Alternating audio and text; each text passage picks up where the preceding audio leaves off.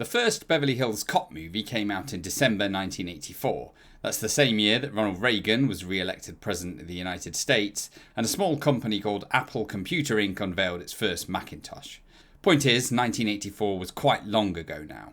So it was with some trepidation that I loaded up Netflix and settled down to watch the latest in the now long-running Beverly Hills Cop series, titled somewhat weirdly Beverly Hills Cop Axel F. I'm pleased to report it's actually pretty damn good for what it's trying to be. So, this fourth film in the series tells the story of, surprisingly, Axel Foley, played by Eddie Murphy, a maverick cop working in the Beverly Hills area of California. It's years since we last saw Axel, but he's still cruising the streets looking for bad guys to wind up and take down. One day, he gets wind that the life of his estranged daughter, Jane Saunders, played by Taylor Page, is in danger, and he heads over to protect his family. But he finds Jane, with whom he fell out years before, less receptive to his help than expected.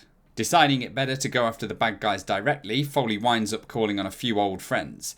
John Taggart, played by John Ashton, and Billy Rosewood, played by Judge Reinhold, as well as a couple of new ones, Bobby Abbott, played by Joseph Gordon-Levitt, and Cade Grant, played by Kevin Bacon. But as Foley embroils himself further in the mystery, he learns that the roots of the case go deeper than he first thought. He starts to question who he can really trust. Can he navigate this spider's web without putting himself in jail or losing his badge? And can he keep Jane safe and rebuild his relationship with her? Okay, there's a whole bunch I like about this film, but I'm going to start with Eddie Murphy, as with all the Beverly Hills Cop films, without his brilliance, this would be nothing. The good news is that Murphy's fantastic in this. I was worried it would be another case of some Hollywood execs wheeling out a half-desiccated corpse and having a puppeteer jerk his arm to get him to act, but Beverly Hills Cop Axel F is nothing of the sort. Murphy's still funny as hell, and his comic timing's impeccable. There were so many times in this movie where I found myself laughing out loud, like the time Murphy gets pepper sprayed and is complaining at the police officer for using too much of it, only to be sprayed again a moment later. This is Eddie Murphy's best movie in decades, which I know isn't a big achievement considering some of the stinkers he's put out, but it's worth noting all the same. The decades thing is quite important actually, because Beverly Hills Cop Axel F is styled like an 80s action film, and unlike a lot of the movies over the last 20 years that have tried to capture that same feel but got it wrong, this one nails it. The pacing, the music, the tone, the writing, the jokes, everything's spot on.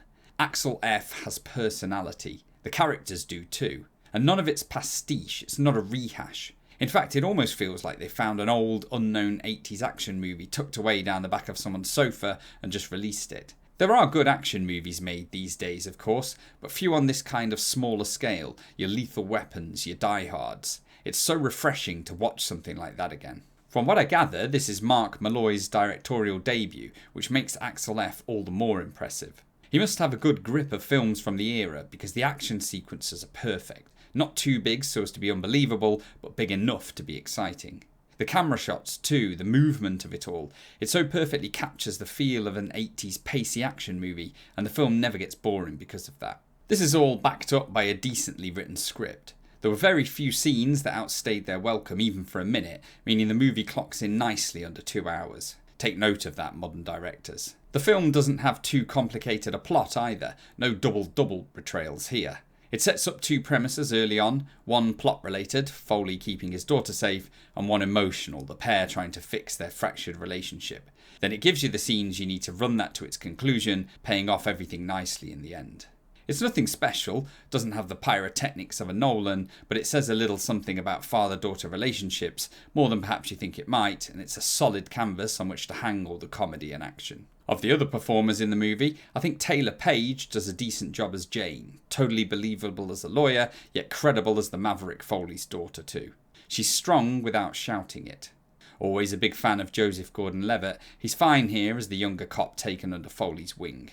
In fact, he's kind of the opposite of Jane, strong but happy to show his weakness. It's something Axel F has going for it. Wokeness is embedded into this film, but it doesn't feel the need to shout about it.